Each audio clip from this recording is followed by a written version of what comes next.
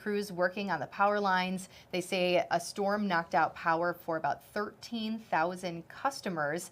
Now, the power has been restored in the Austin area, so that's good news. But of course, as we know, something that goes hand in hand, whether the storm is severe or not, it's still possible we see strong enough gusts to cause power outages. And sometimes it's a combination of the storm and our aging infrastructure. Very true. Right? I mean, some of these lines and the grid, parts of our grid are decades old. Right. And so it doesn't take as much wind as it did 10, 20, 30 years ago to take them down. And of course, now we rely on it more than we ever did. Absolutely. Right? Everything's on the I know, grid it's so somehow. important. So when it goes down, it's like chaos for sure. Speaking of chaos, and this is a very dramatic video here, as we take a look to West Virginia, at least 5 people have died. Now, several are still missing from flash flooding after it swept through parts of the state. Footage from a TikTok user sharing this, showing floodwaters rushing past their home in Fairmont, West Virginia. The governor there, Patrick Morrisey, says additionally people remain missing, of course, and the National Weather Service has issued a flash flood emergency for that area, calling it a life-threatening situation. We have talked about this quite a bit. We've had a lot of flooding in weather news of late. Some of the scariest is, of course, flash flooding. We're talking about flooding when you have the opportunity to turn around, don't drown, as the old saying goes. That's one thing, but a flash flood happens so quickly sometimes there is nothing a driver can do. Yes, and sometimes the rain is coming down so heavily, if you don't pull over, you can't really see what you're driving into to begin with, Correct, especially at night, as you can see in some of that video. So it's very unfortunate, and I'm assuming that was probably part of the same system that brought that devastating flooding to Texas late last week. Yeah, it makes sense for sure. And of course, the power of that flood waters, absolutely. Once your car is up, basically buoyant, once you're floating, there's very little you can do, and it can take you into the raging waters of some river or whatever, where of course sadly some folks met their fate, and hopefully there will be some good news coming out of there soon. Hopefully those missing people are found safely. All right, let's pivot a little bit because we have a lot of ups and downs. I don't think we'll be looking at flash flooding, but we do have the potential for severe weather this week, so let's take a look ahead. Yeah, let's dive in. We're going to start with temperatures because it's all bringing us thunderstorm activity, right? We're going to have more heat today. We're going to have humidity, and that is not just today, but in the next couple of days, and pretty much a chance for some showers and storms almost every day this week, though calming a little bit late in the week. Here's a look at forecast high temperatures for today. We're coming off of a beautiful weekend where lakeshore communities primarily stayed in the 60s thanks to Lake Michigan, but today's a different story. Most of the state, especially out west and down south, climbing into the 80s, and look at just south of the Illinois state line, going to be even warmer, maybe even some upper 80s down in Illinois, just a touch cooler near Lake Michigan, but most spots are still looking at either upper 70s or low 80s. And we are going to heat up even more tomorrow. Temperatures tomorrow climbing into the upper 80s in the Milwaukee area, but across the entire state, we're going to feel the warmth. Now, rain chances are the greatest on Wednesday, so that'll drop our temperatures just a little bit, but those, upper 70s, just slight a bit above average for this time of year. Then we're talking low 80s the rest of the week before an even warmer weekend, even hotter weekend, as temperatures both Saturday and Sunday could be in the 90s, also with high humidity. And it looks like my dew point forecast isn't working, but that's what we were going to talk about here. Dew points are going to be so important the next couple of days. Today they're going to be in the 60s, tomorrow potentially 70s, and then as we see, oh my goodness, what's happening with my graphics, Rob? I don't know what's happening here. I'm losing everything. Data issues here. Oh, there we go. Maybe there just a slow roll of updating. Maybe I'll go back and see if dew points. I was there you say, go. Okay. A little rewind there. Let's we talked about those over. Power outages and the aging infrastructure, and it came back to bite us. We shouldn't have taunted it. We'll whisper it next time so the grid doesn't hear us. But again, dew points are going to be really big in the coming days. We haven't really had a stretch of higher dew points. We've had a couple of days so far this season where we've had some heat and some humidity, but then we cool down the next day. A different story, especially in the next 3 days. Tomorrow, dew points in the 70s. We're back to upper 60s Wednesday, maybe some lower 60s Thursday, Friday. But the weekend, along with those high temperatures, potentially in the 90s, dew points will likely be well in the 70s. So just plan for it actually feeling like summer, as Rob mentioned throughout the week. We have some light rain passing through inland areas. We're dry lakeside here in southeast Wisconsin. Then as we move off towards the west a little bit more, you can see some rain and some thunderstorms towards the northwest of us, as well as in southwestern parts of our state. Another line of storms across parts of Minnesota. And these are the spots today Wednesday, most of the state of Minnesota down into Iowa that are under the biggest severe threat. Not really looking at that in eastern Wisconsin today, but that does change in the coming days. There is a warm front, really stationary at the moment out west, trailing cold front across South Dakota and Nebraska. We're going to see that cold front moving through Tuesday night, so we do still have some time. As far as the nation goes, out west it's quiet. Down towards the southeast and along the east coast, a few different areas of some showers and thunderstorms. Heavy rainfall, we just talked about that flooding in West Virginia. It's still a possibility with some of the activity today out east and even just towards the south of us across southern Illinois, maybe southern Indiana and Kentucky. And then where some of the severe weather is possible out west, there could of course be some heavy rainfall within those as well. There is an enhanced risk, which is that level 3 risk for severe weather across Minnesota as well as Nebraska. Now, as we head into the next couple of days, the high severe threat shifts south, but notice how parts of central and southern Wisconsin tomorrow get added to the level 1 marginal. And then Wednesday, as everything shifts eastward, we're in a marginal as well as a slight just south of the Milwaukee area. So I do think come Tuesday night and throughout the day Wednesday, the state of Wisconsin, especially towards the south, will need to watch for some severe weather potential. Now, as for the rest of today, most of that light rain we see out west is going to fizzle in the coming hours. We will still see plenty more thunderstorms developing out west, and we'll have to watch this line late tonight as we could get in on maybe the southernmost edge of it, again, mainly inland. Otherwise, it may stay completely north of us through the night tonight. Regardless, going to keep the chance in for southern Wisconsin, but the better chance for rain overnight tonight is going to be up towards the north. Now, for Tuesday, most of the day looks dry. Then we'll start to see some thunderstorms developing towards the southwest with the cold front. We could see those in southern Wisconsin late Tuesday night. And then Wednesday, really expecting more south to develop and move our way off and on throughout the day. So Wednesday looks to be the rainiest or the stormiest, you can say, when it comes to our couple of different days of showers and thunderstorms. We'll end with a live view out in Dodgeville. They're dealing with a little bit of rain right now, but nothing crazy at the moment. Main takeaway again, though, not just here in Wisconsin, but across much of the upper plains and Midwest, it's just going to be a little stormy in the days ahead, a little unstable. Yeah, a little more active, but there's still some really good aspects to that as well. And of course, a lot of what we talk about is how it impacts us right down here on the surface, right? Absolutely. But what gets down to this lower couple of meters of the atmosphere starts way up overhead, and that's where we turn to Chief Meteorologist Tom Walks. Well, we want to dig a little deeper on this week's weather and talk about the ridges and troughs in the atmosphere. So for that, we have to go up to about 18,000 feet. And this is a map that is showing lines of equal height.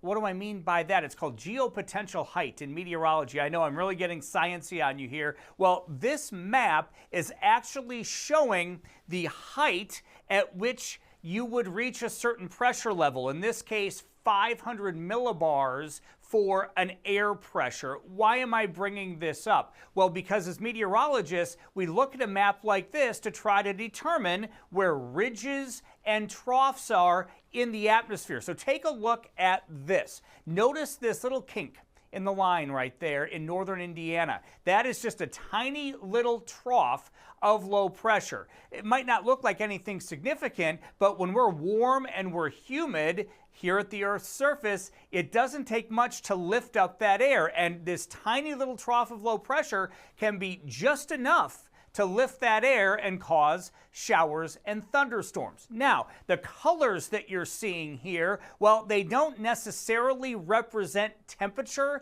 They are representing the height of that 500 millibar pressure level. So the height of that pressure surface. So really the colder colors that you're seeing do represent lower heights in the atmosphere. So you can make a correlation here that even though technically this is not temperatures, when you have warmer temperatures, you're going to have a higher height or a higher level to reach 500 millibars in the atmosphere. So that's one of the reasons also why we look at this, is to try to diagnose based upon that height where we are seeing higher heights and lower heights, because that can then show us where we have troughs and ridges in the atmosphere. So take a look at this. You see another little kink right here. That's another little trough of low pressure. No, these are not major storm systems, but again, it's just enough to cause that lift and put showers and thunderstorms into our forecast on and off this week. Now, look at Wednesday. You see a little more of a stout trough, right, coming in from the west. You see those heights, if you will, in the atmosphere starting to lower. So a trough is low pressure. That typically means kind of lousy weather, where a ridge, on the other hand, would mean warmer weather and a little more quiet, more stable weather, if you will. So this trough is forecast to come through in the middle of our week, but it's not just this map that we look at. We're looking at all different levels of the atmosphere, including here at the surface, and it's going to be critical on our Wednesday to determine where the surface cold front ends up, because the cold front forms based upon this trough of low pressure, but the cold front forms closer to the surface, and if the cold front crosses us and it goes down into Illinois and our winds shift around, then it's more of a cooler day with rain and a couple of thunderstorms, but it will keep the stronger storms down to our south with a trough like this. So there you see the trough moving on through, but now watch this. Do you see what's happening off to the west here? Do you see how we're going from that trough or that U shape to the opposite off to the west? So you know what that's called, right? That's a ridge of high pressure. So look at this as we head towards the weekend. We're seeing these height rises here in association with that ridge of high pressure. And again, while this isn't technically temperatures, the ridge of high pressure is going to allow the warmer temperatures in, which is why we're calling for a much warmer weekend coming in for us here in Wisconsin. Again, so much of the weather, you just have to look up to about 18,000 feet.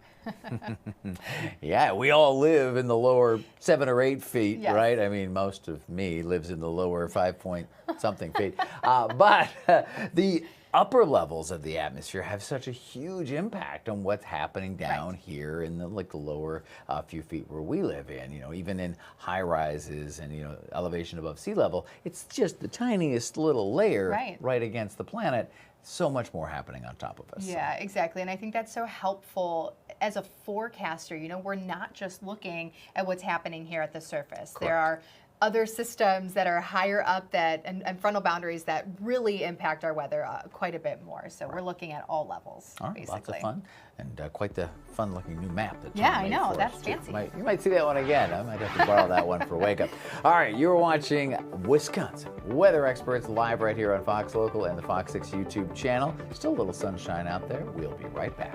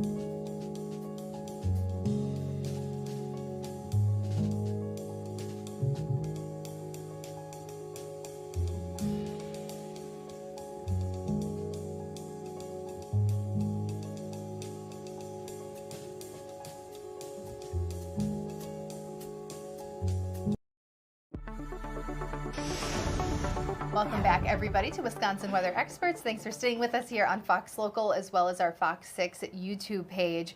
Well, we're talking a lot about our heat here in the Great Lakes region and the upper Midwest, you know, today, tomorrow, heading into next weekend. But there was one spot over the weekend that really felt the heat, more so on an abnormal type level.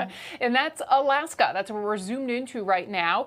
June has been unseasonably warm this year in Alaska. And for the first time ever in history, parts of Alaska are under a heat advisory. High temperatures can be near 90 degrees. And while this is not the first time Alaska has experienced 90-degree temperatures, it is the first time that the National Weather Service has allowed for heat advisories to be issued.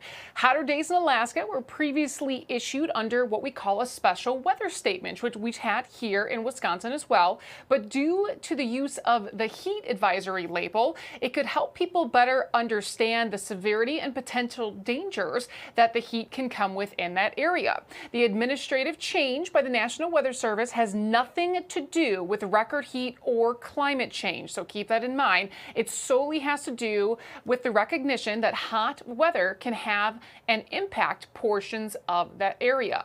Alaska, in fact, is the coolest state in the United States, but many buildings don't have air conditioning like we do here. Buildings are designed to retain heat, so that way when these warmer temperatures come in, they're actually staying warmer rather than being able to be cooled down, which can lead to a problem. The National Weather Service in Juneau and Fairbanks offices have been allowing the use of heat advisories in the beginning of the summer of 2025, so this year, but Anchorage's office has not allowed the change yet, but they are working on it for the future. So, and I mean, again, 85, almost 90 degrees, not big here, but it is a big difference in areas of Alaska where they're not acclimated to it and their buildings are not designed for it. So heat there, and we're talking about the heat because they've been dealing with some other issues days before. Yeah, which makes it even more impactful with the fact that you mentioned before we came back on that they had been dealing previously with snow. We're talking winter storm warnings, winter weather advisories. So now, with all of that heat and all of that melting, flooding has become an issue. Yeah, flooding and ice jams, which we've seen here itself. So that's going to be kind of the combating factor of bringing in that heat right after the snow. And at least, you know, Anchorage is going to be going on to those heat advisories too. But again, just to note, nothing to do with record high temps or climate change. It's just to get that warning out so people can understand the big changes and those headlines. I mean, this is an important thing there. I know, that's just really hard to wrap your head around because you just don't think of high heat in Alaska, but we all know that everybody gets a little taste of everything, right? We do. Okay, well, moving on to still Alaska, but more so something else, and we're talking about an earthquake. Yeah, we had another earthquake. Actually, Denver had one on Friday, and then later on in the day, Alaska had one. So a magnitude 4.2 earthquake shook southern Alaska on Friday, the 13th of June. According to the U.S. Geological Survey, the quake happened at 11:17 a.m. local time, with the epicenter located about 31 miles east of the community of Port Ellsworth. And it occurred at a depth of 100 miles underground, so a very deep quake happened there. It is something that had shaking reported as far away from this as Anchorage, which is about 165 miles away. So a really deep shake there. Now, Port Ellsworth is a remote community, so it's not connected by a road system, nor does it have grocery stores, according to the National Park Service. So something, again, we're continuing to monitor is if there's any damage, but usually those remote communities don't have as much infrastructure that can be impacted, but people there certainly did feel that quake. Yeah, which is scary anywhere. So very interesting stuff. A lot going on in Alaska, I think we can all agree on. Right? Well, something a little bit more tropical. We're going to switch things up for a furry friend, a flamingo. Yeah, this is a redemption story, which we love, about a flamingo who was found in Mexico after being swept away by a hurricane. It's been almost 2 years since a flock of flamingos got caught up in Hurricane Idalia, and one male flamingo, Peaches, landed in Tampa Bay. Beautiful, aren't they? He was tagged with a blue band and last spotted near the Fort DeSoto, in 2023. But last month, researchers in Mexico were tallying flamingo nests when one blue-banded bird stood out. To everyone's surprise, it was peaches. I can't believe it. And you remember that we even had flamingos, I believe it was in Port Washington. Yes, a couple years back. Yes, from those hurricane systems. So just knowing how far they travel, I mean, this flamingo was traveling north, then it was in Florida, so really a far distance, but kind of cool to see when we do track animals where they can migrate and how a happy ending at least comes back into play for this one bird. Oh man, and we were just talking about tracking sharks I before know. this show. Thankfully, we're not talking about that. Not We're talking today. about flamingos Yes. instead. But a happy story, of course, for that flamingo. Glad he's back to where he should be. Let's take a live look outside right now. We have plenty more Wisconsin weather experts coming up. Stay with us.